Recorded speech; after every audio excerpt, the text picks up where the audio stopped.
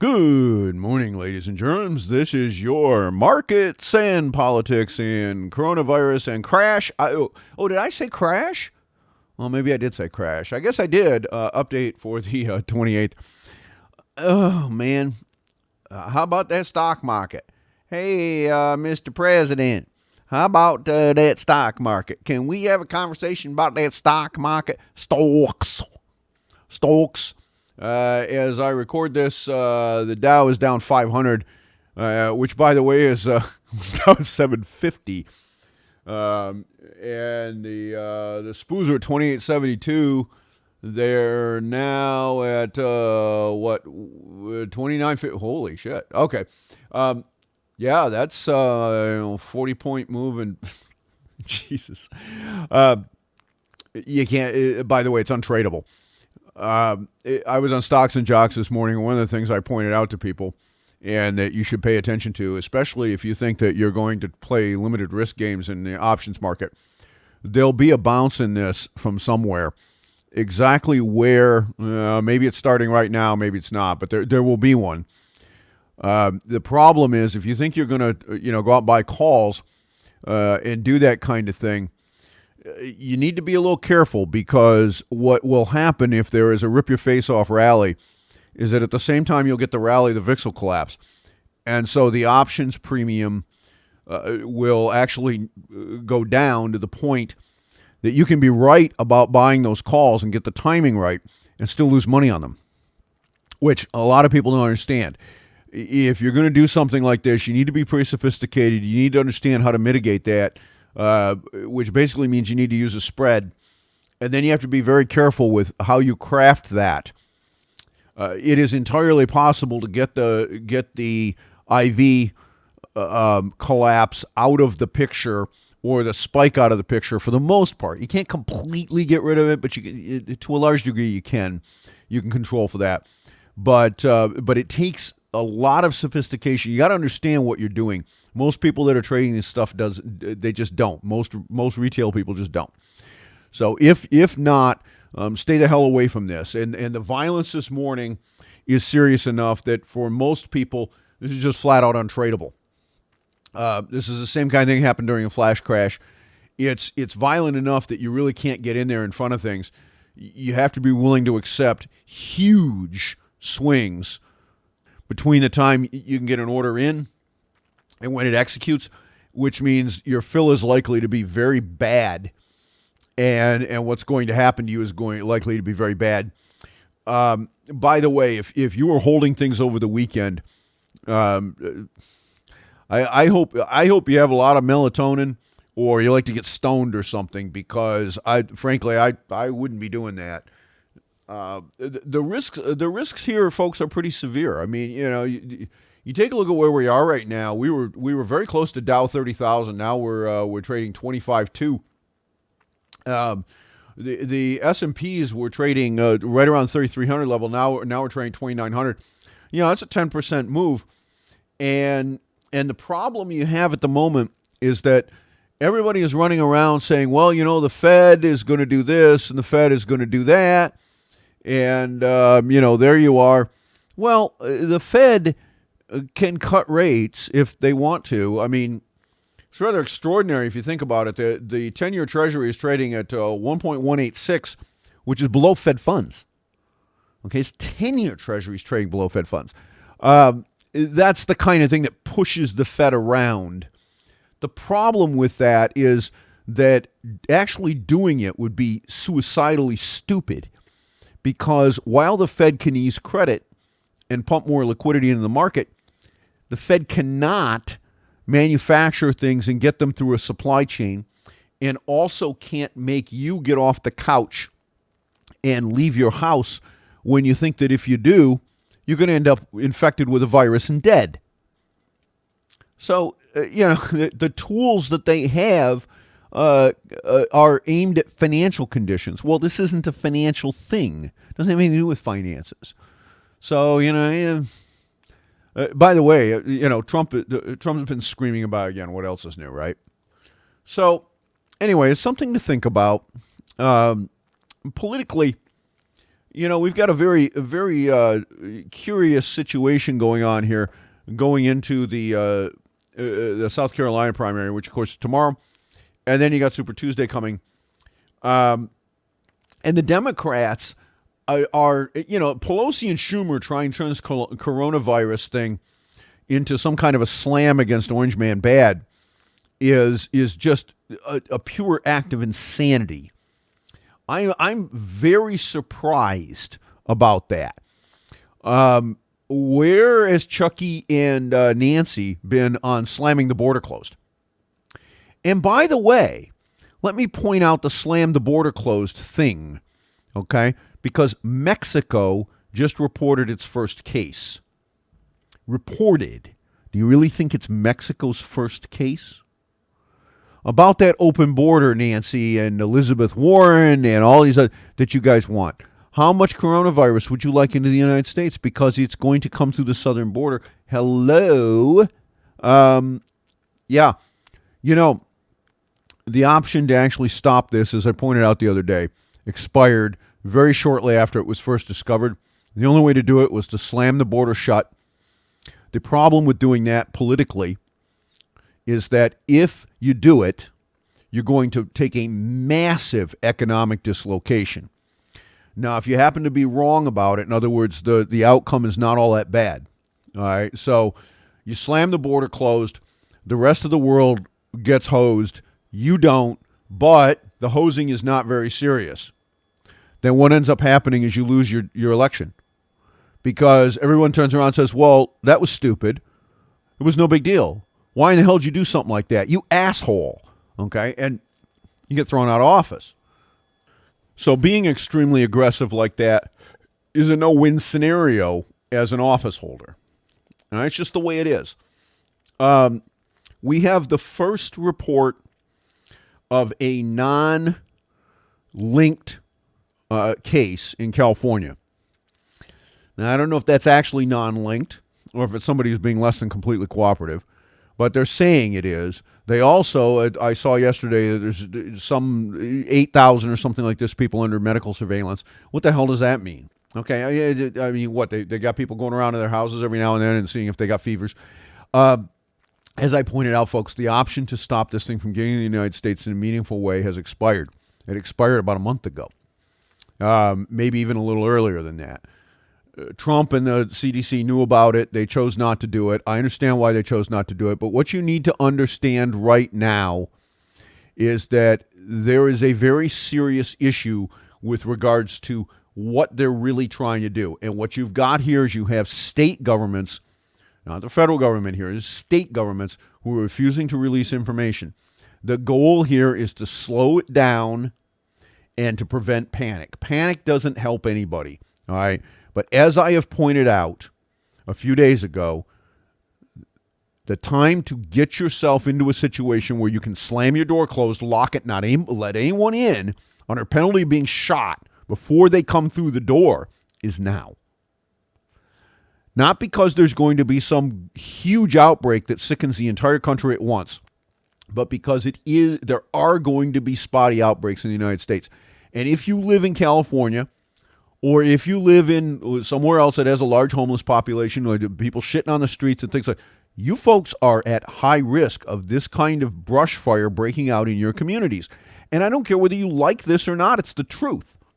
All right? You should give serious consideration to how dense of a people pack you're willing to tolerate. You want to go to a sports event in a stadium where you're shoulder to shoulder with people you don't know, some of whom might be carrying the virus and not know it. You might be carrying the virus and not know it. Well, think about that. Cruises, you're joking, right? Holy crap. If you haven't learned anything from that, boy, you really do deserve it. No, and all of the economic stuff. Look, the bottom line problem here with this virus is not that there are going to be some people who get sick and die. All right? If you are not immune compromised, if you are reasonably young and you're not immune compromised, the reality is that the odds of you getting a serious or critical case of this thing, something that drives you to the doctor or the hospital and ultimately threatens your life, are very low. They're not zero, but they're very low. In fact, there are probably, for every case that makes it into surveillance, there are probably 10 or 100 that never do. And remember that the testing right now is actually for viral RNA, which is not what you want because it doesn't tell you if you're going to get sick. What you want to look at is the antibody response, but there is no test for that. So the viral RNA test says that there is some virus, but you have to understand how viruses work. That you have some amount of virus, that it's detectable, does not necessarily mean that it has overwhelmed your immune system, it's gotten out of control, and you're going to get ill. All right? We know that there are many people who test positive that are asymptomatic, never go on to develop symptoms.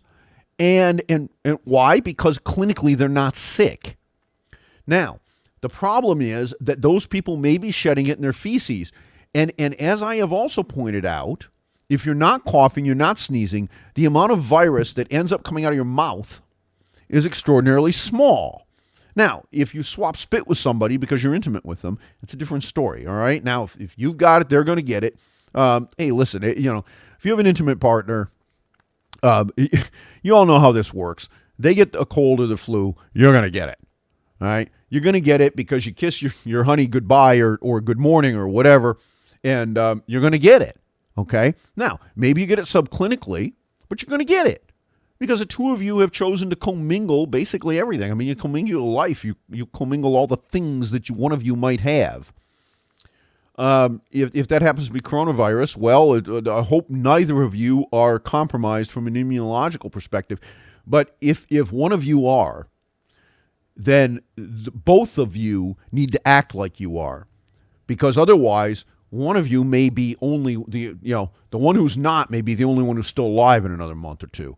All right, so folks, I mean, that in that kind of situation, this is a really serious kind of circumstance. You need to be paying attention to this. And by the way, that would be, from my point of view, if you're talking about who ought to slam the door right now and lock it, it would be those of you that are in intimate relationships or those of you that are immunocompromised themselves, or if you're in an intimate relationship with somebody who is.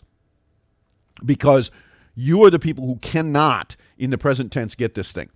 There are also rumors floating around that the Israelis may have a vaccine, in a very short period of time. Folks, understand this.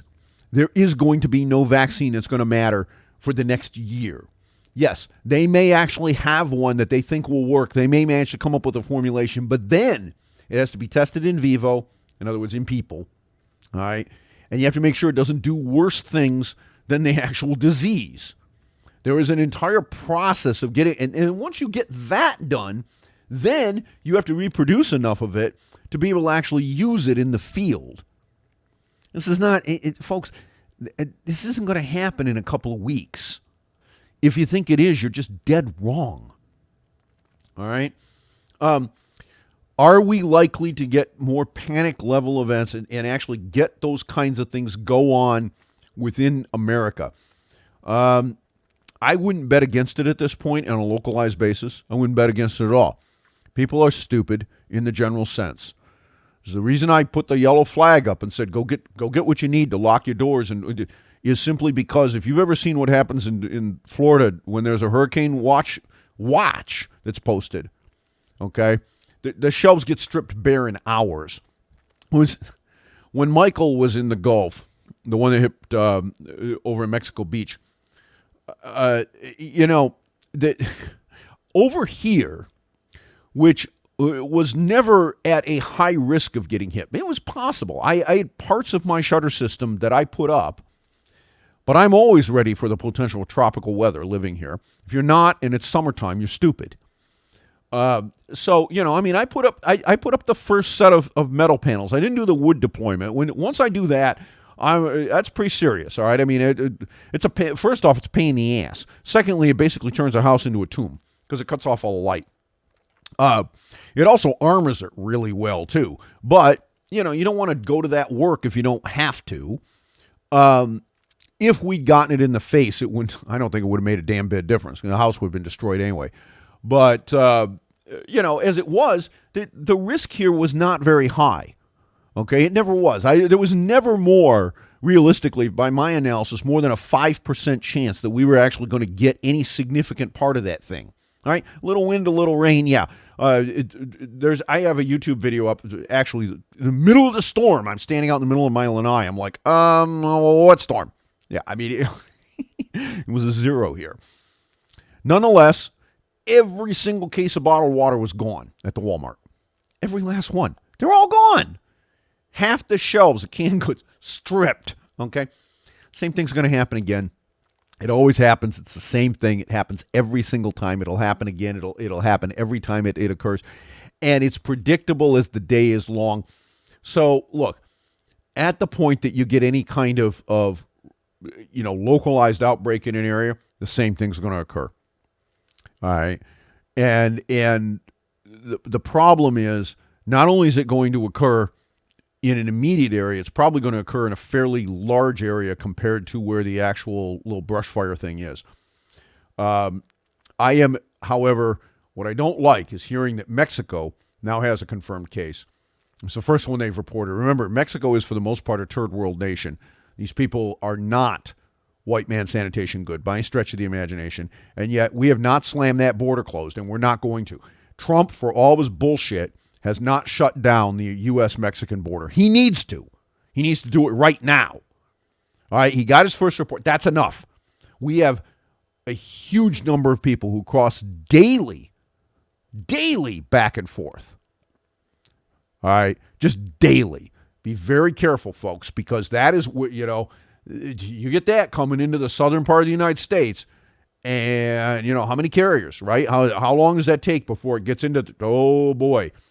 Those of you who are in Texas, especially the southern part of Texas, those of you in California, Arizona, oh boy, oh boy, oh boy, oh boy. Folks, this is where we really should have done something immediately. We still should.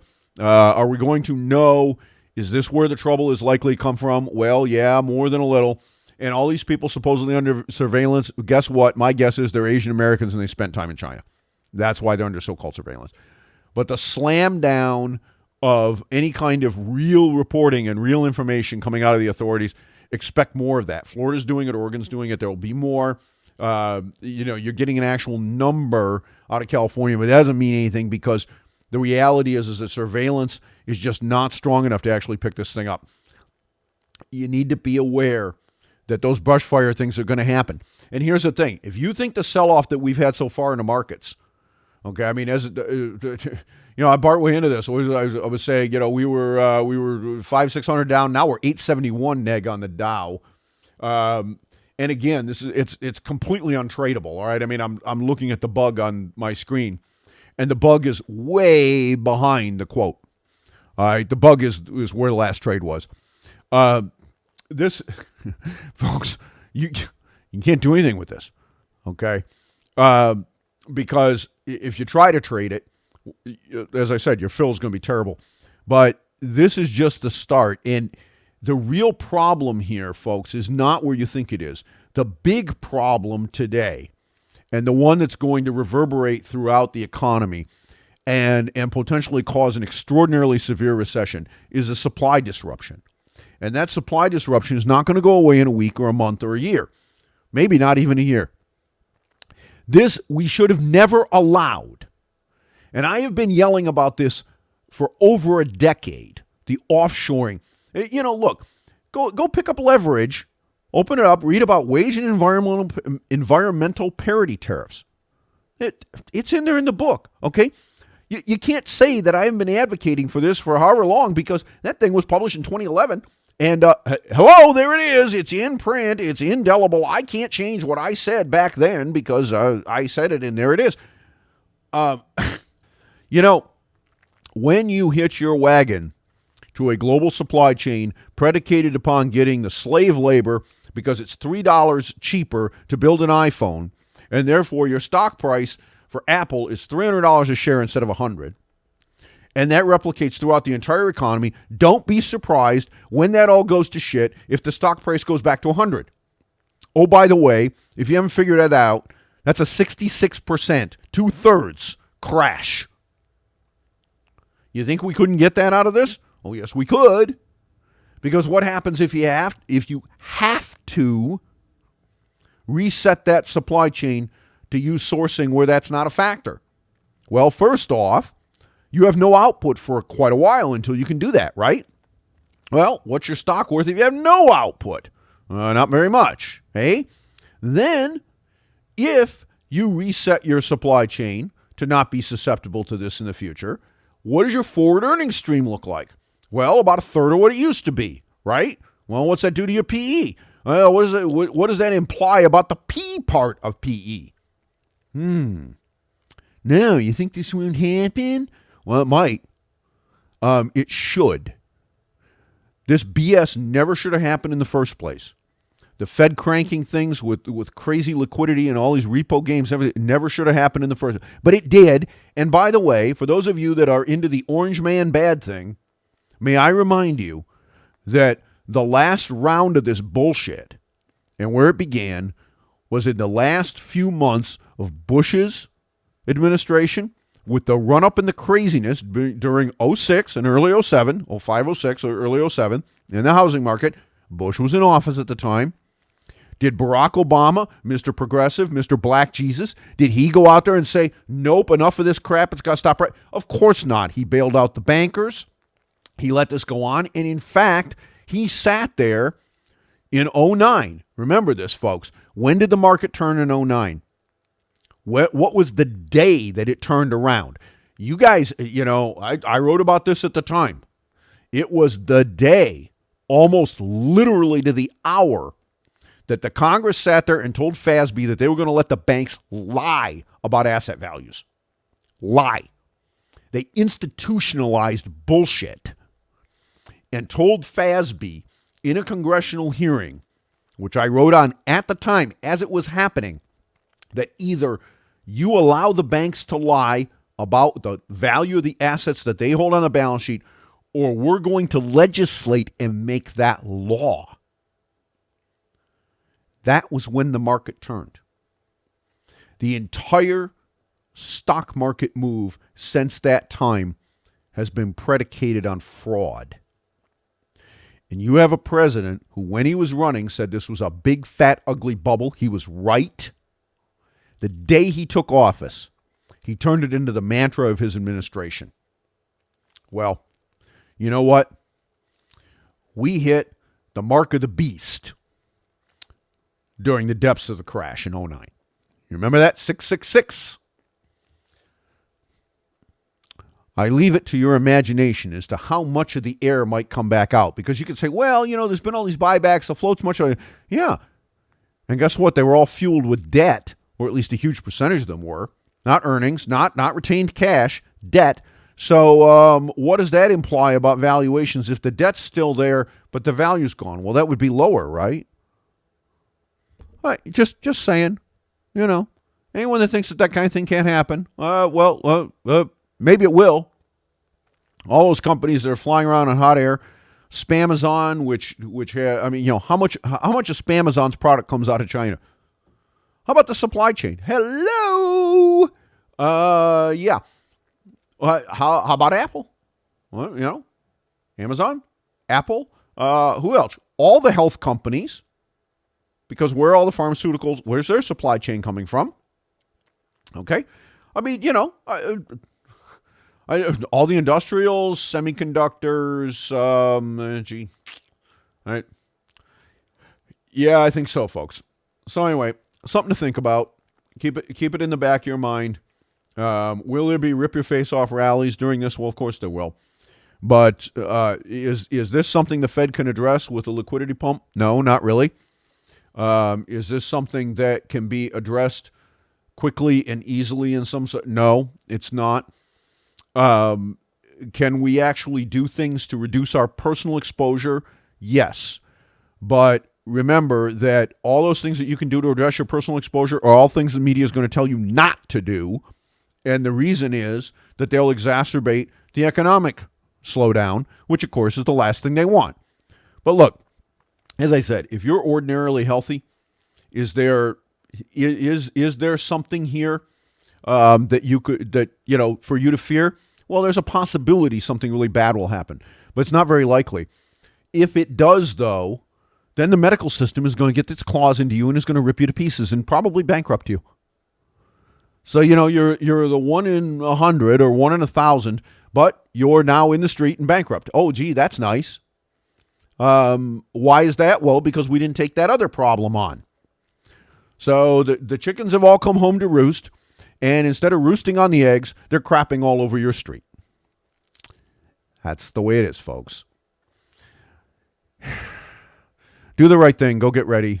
Be prepared to be able to slam the door if it's necessary. I will point out a very nasty little thing here. The VIX is currently at 47. The market is exhibiting crashy kind of behavior. This is not an options expiration week, which is kind of interesting. You would have expected that, coming into the, but there you are.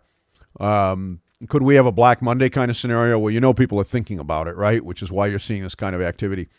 Would I be holding anything going into the weekend? No, probably not. But this is the kind of sell-off that happens when you overextend things with bubblicious bullshit, and then there's always a pin. Always a pin. And unlike the last time around, buying dodgy assets and allowing people to lie about the value of the bonds they hold isn't going to fix anything.